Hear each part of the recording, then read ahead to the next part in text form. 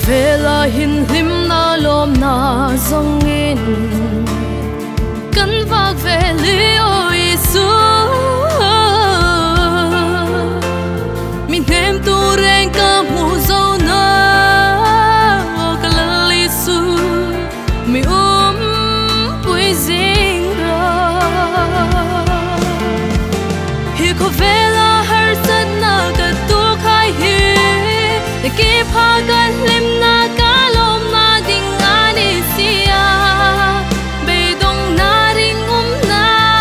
tu kin la khom le li su na ku tin ami tel zi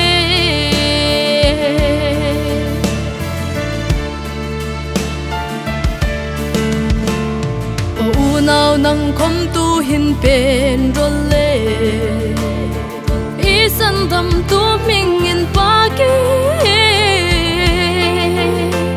thei top su in nei chat lai hin lal pa Krista rong so hi bo le ti hi ko vela har sat na ka tu khai hi de ki pha ka lim na ka lom na ding ani sia be dong na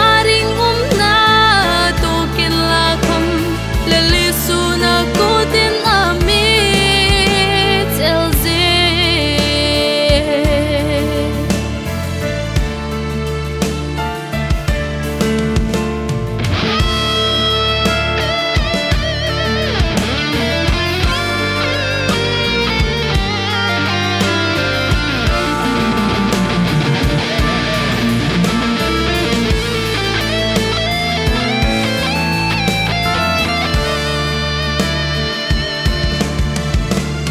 mi nem tu o lali su kan ngai che I ko sha tin mi chela kan ma mo tin reng I mi pe ki kan shi tin kan lo mi lal pa hi ko vela har sat na ka tu khai hi de ke pha ka lim na